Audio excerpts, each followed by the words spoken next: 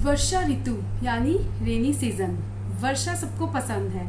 वर्षा ऋतु का जो महीना आता है वो है सावन और भाद्रपद। ग्रीष्म ऋतु के बाद वर्षा ऋतु का आगमन है। तो आयुर्वेद में 6 ऋतुओं का वर्णन है। उसमें से हमने जैसे लास्ट वीडियो में आपको ग्रीष्म ऋतु के आहार विहार बताया था, तो आज हम इस वीडियो में वर्षा ऋतु के आहार यानी आपको क्या खाना चाहिए, क्या नहीं खाना चाहिए, उसके बारे में जानेंगे। नमस्कार, जय श्री श्याम। मैं डॉक्टर कृतिका आपका आयु daily herbs and things channel में स्वागत करती हूँ। तो आज हम इस वीडियो में जानेंगे कि रेनी सीजन यानी वर्षा ऋतु में आपको क्या खाना चाहिए और क्या नहीं खाना चाहिए। तो सबसे पहले बात करते हैं कि वर्षा ऋतु का आगमन है।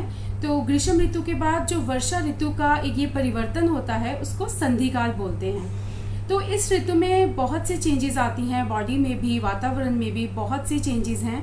तो जो ग्रीष्म ऋतु में अग्नि मंद हो गई थी, सूरज के ज़्यादा तेज किरणों से जो बॉडी है, बॉडी का बल क्षीण हो जाता है, हमारी एनर्जी डाउन रहती है, तो अग्नि जो है मंद हो जाती है। वर्षा ऋतु आते आते वो अग्नि और भी स्लो हो जाती है, यानी जो हमारे डाइजेस्टिव फायर है वो और भी स्लो हो जाती है। तो इसका मतलब क्या है कि हमारा खान पान कैसा होना चाहिए। उसके अकॉर्डिंग जो हमारा खाना है वो बहुत ही हल्का होना चाहिए, ताज़ा होना चाहिए, गर्म भोजन करना चाहिए। इसके साथ हमारे खाने में थोड़ा मीठा, नमकीन और स्निग्धता होनी चाहिए, यानी तेल और घी युक्त भोजन थोड़ा होना चाहिए।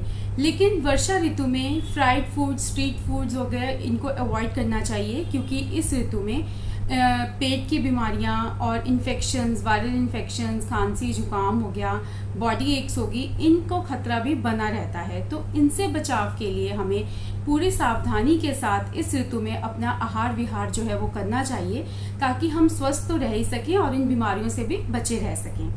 तो सबसे पहले तो आप बेल आइकन दबाकर अपनी नोटिफिकेशंस ऑन कर लीजिए, और अगर आपने चैनल सब्सक्राइब नहीं किया है तो प्लीज़ इसको सब्सक्राइब कर लें। इसके बाद वर्षा ऋतु में आपको क्या खाना चाहिए।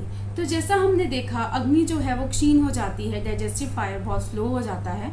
तो इस मौसम में हल्का फुल्का खाना चाहिए। अगर हम सब्जियों की बात करें तो जैसे जो मौसमी सब्जियां, घिया, तोरी, भिंडी, करेला, परवल, सहजन की फली, ये चीज़ें खानी चाहिए। लेकिन हरी पत्तियों वाली सब्जियां थोड़ी अवॉइड करनी चाहिए। अगर आपको उसको खाना है तो आप उसको बॉईल कर कर खाएं, नहीं तो उसको अवॉइड करें।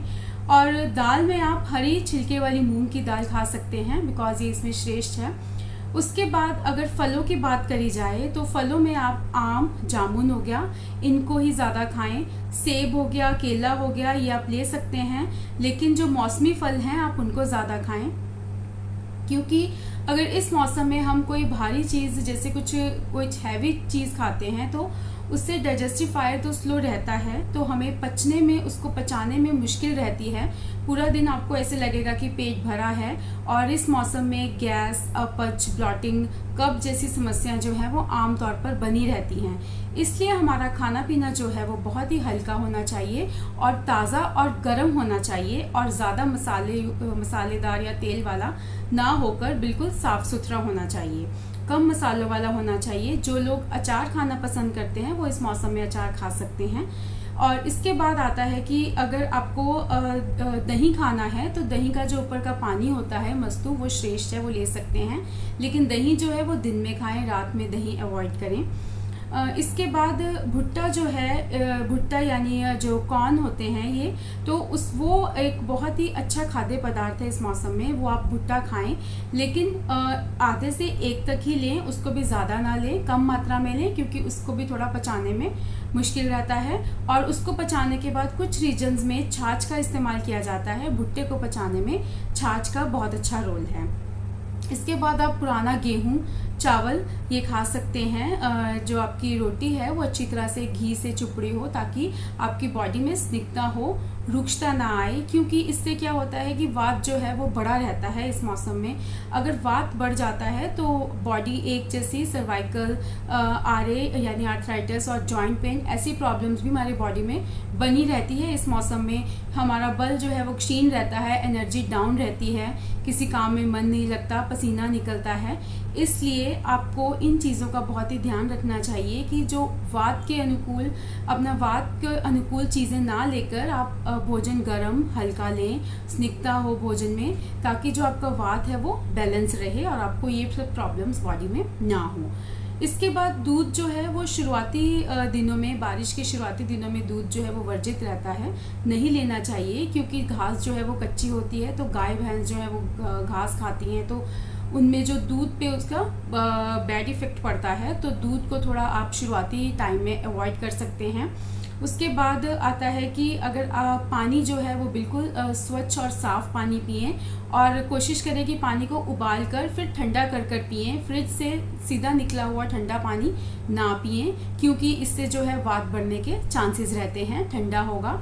ठंडी चीज़ें जो हैं इस मौसम में थोड़ी अवॉइड करें। इसके बाद आता है कि रात में जैसे जो खाना है वो कोशिश करें कि सूर्यास्त होने से पहले पहले खाएं, क्योंकि उसके बाद जो अग्नि है वो और भी मंद हो जाती है। जो पहले अग्नि मंद हुई पड़ी है वो सूर्यास्त के बाद तो बिल्कुल ही डाउन हो जाती है। तो कोशिश करें कि अगर सूर्यास्त से पहले नहीं खा सकते हैं तो बहुत लेट नाइट डिनर करना अवॉइड करें। कोशिश करें कि जो खाना है वो थोड़ा जल्दी खाएं, ताकि वो आपको पचे भी और आपकी जो अग्नि है वो भी जो मंद हो रही है उसका इफेक्ट ना पड़े।